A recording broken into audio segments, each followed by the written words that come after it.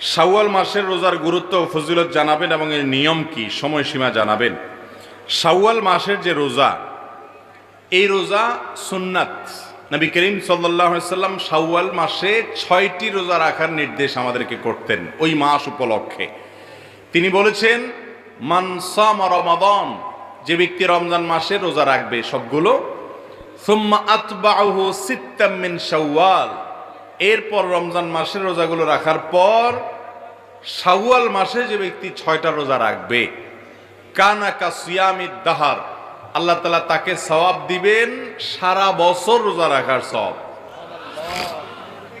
সারা বছর রোজা রাখার সওয়াব কিভাবে হয় এ সম্পর্কে অনেক উলামা ইকরাম, মুহাদ্দিসিন ইকরাম চমৎকার একটা ব্যাখ্যা দিয়েছেন। সেটা হলো, রমাদান মাস ধরেন সর্বোচ্চ 30 দিন হবে পুরা মাস, আর শাওয়ালের 6